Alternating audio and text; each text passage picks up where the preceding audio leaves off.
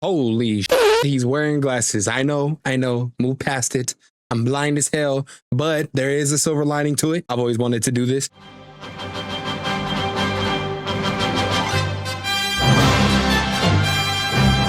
But all jokes aside, Death of a Unicorn is the latest project from A24, directed by Alex Scarfman, starring Paul Rudd and Jenna Ortega. In this movie, we follow Paul Rudd and Jenna Ortega as father and daughter who are on this crisis management type of trip, all for Elliot, Paul Rudd's character, and his job. On their way there to this summit, they end up running over and killing a unicorn, bringing the unicorn back to the summit, and thus unleashing a whole world of hell upon all of these people. All while these people who are more interested in using this magical creature for benefit, and our main character, Ridley, played by Jenna Ortega, fighting against that idea and trying to do what's right. Now, I talked about this movie a few months ago when we got that trailer, and I was quite interested to watch this. I thought we had a good cast. There is a phenomenal lineup involving a unicorn in this premise of the movie. I thought was different. It felt very fresh, something that I personally have not seen before. So I was pretty intrigued and I was pretty excited to go and check this out, man. And let me tell you,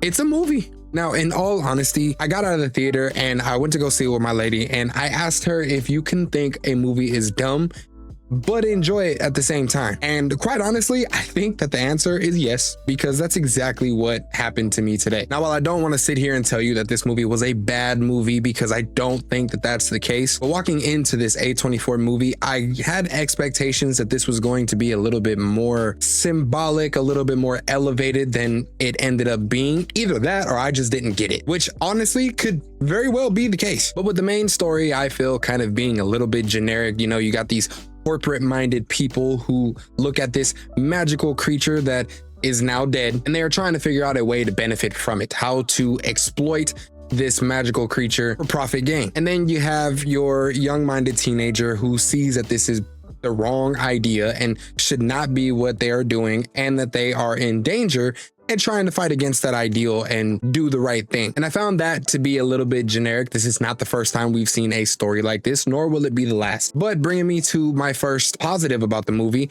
is the cast, because even though this was a generic storyline, the use of the cast in this movie I thought actually worked really well. There are definitely performances that I like a lot less than others, but for the most part, I feel like everything kind of worked well. There were many times where I was chuckling or cracking up in my seat at some of the jokes. I think personally for me, the biggest standout was Will Poulter. Will Poulter has definitely showed a variety of range when it comes to his acting ability, but I find it to be the most enjoyable when he's playing this kind of dumbass. You know, these characters who are very oblivious to very obvious situations or speaking before he thinks. Now, granted, I might be a little bit biased. First time I ever saw Will Poulter was in We Are the Millers, and he just killed that role. And he plays a similar type of role in Death of a Unicorn. Definitely not as innocent, but that same kind of comedy. And most of the laughs that I gave throughout this movie was because of Will Poulter. Jenna Ortega too, I think did a phenomenal job. She was probably the one of the movie who was the least comedic, but I thought it was a bit refreshing to see her play a different kind of role other than just the bratty goth teenager. And don't get me wrong, she is definitely a teenager here who speaks her mind and plays that part, but a lot less moody about it, very much more realistic in these type of situations, often being the voice of reason. And she did a pretty good job, so I was happy for that. But honestly, those two kind of stand to be the highlight as far as acting performances, I think, of this movie. Maybe next to Anthony Carrigan. I thought he was funny as hell. I cannot help but see him as Victor Zsasz from Gotham in anything that he does, but he is hilarious in this movie and has a lot of wit and makes these very subtle jokes and these facial expressions that just have you cracking up because you're probably thinking the same thing, but for the most part, very calm. And when he does let off, oh man, it's hilarious. But after that, I was a little bit disappointed with other performances. Not that they were bad, just very exaggerated and very goofy to the point of being unrealistic or an exaggerated version of what these kind of people might do in this situation. For Paul Rudd, even though I think that he is a phenomenal actor, I love watching his movies, this one just felt a little bit beneath him, if I could say, and it didn't feel like he gave his all. It felt very goofy, and a lot of times I found it to be quite unbelievable. But kind of changing course and talking about the whole unicorn aspect of this movie. Now, as I said, I was expecting more of a elevated or philosophical type of vibe or message coming off in this movie. And while I guess you could argue that there was about the corporate mindset and the use of exploitation for profit gain, it's not necessarily a premise that kind of took me by surprise or made me go, wow, they're really digging into this subject. It wasn't so much like that. But one thing that I actually really found interesting was the amount of lore that's out there about unicorns. I did not know, which I guess I should have, that unicorns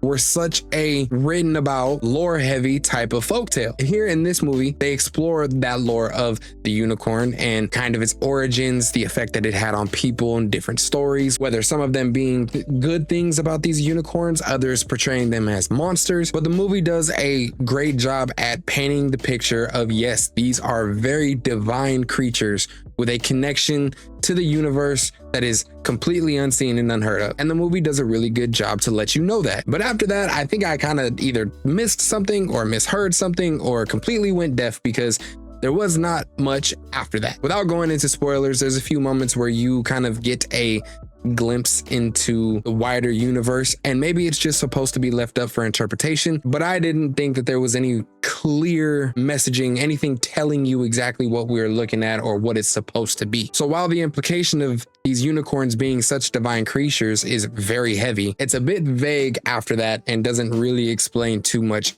about them. Now, I've touched on a little bit about the comedy of the movie. It made me laugh. There were a lot of good moments that kind of had me chuckling in my chair. Even things that maybe weren't supposed to be funny that are just a little bit more realistic, you kind of laugh at sometimes because you're thinking, yeah, I would probably do that in this case too. Or I was thinking the exact same thing, and then the character says it. But touching on it from a horror standpoint, because this is a horror movie, more of a comedy horror film, but a horror film nonetheless. And in that area, I actually think it did pretty decent too. Now, they're not crazy, spectacular type of kills. A lot of the kills in this movie are probably types of kills you would expect when you put a unicorn in front of a person. You can probably guess, but man, there were some of these kills that were pretty brutal, and they did show you a lot. And a lot of times I found myself just kind of ooh, when those things did happen. But I will say that there's actually not a lot of suspense, I feel, in this movie. A lot of the things I think you see coming, and you can kind of predict maybe what happens to what character. So there wasn't too much going on that was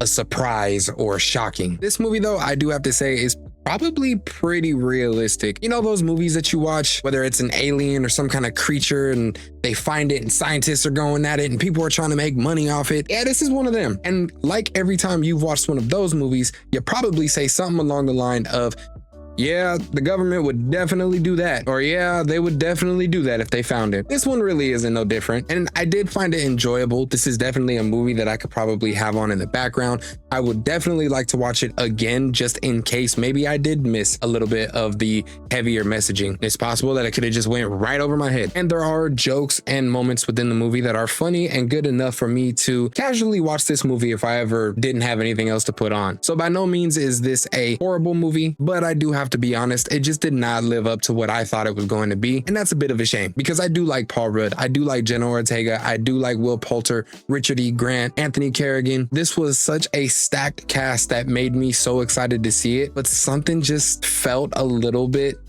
lazy about the movie. And just to add to, because I didn't mention this earlier, the CGI of these unicorns that you see, it's not terrible, but it's definitely noticeable. It's definitely not the best CGI in the world, but it just all around felt like this movie was just a little bit lackluster and not living up to the hype that I had in my head for it, which could very well be a me problem. So as far as a recommendation goes, I think that if you are looking at this maybe from a perspective of just wanting to see the designs of these unicorns, or you're looking forward to maybe the kills that are in here, or you were intrigued by the type of comedy that was put in here, or maybe all three, if you do enjoy that theater experience and you like being there, I think that you'll have a good time. But you're also not missing out if you wait for it to come to streaming. I think I would have to give this movie about a 7 out of 10. Let me know if you're planning to go see Death of a Unicorn this weekend. Are you excited about it? Are you not gonna see it? If you did go and see it in these last 2 days, what score would you give the movie and why? But that is all I have for you guys on my thoughts of the movie. If you did stay this long and you watched the video until the end, I appreciate you. Thank you. Make sure you hit that like button so that we can push this video out to more people. Also, consider subscribing so that you don't miss any of the future videos that I put out and you can stay updated. You guys know the routine though.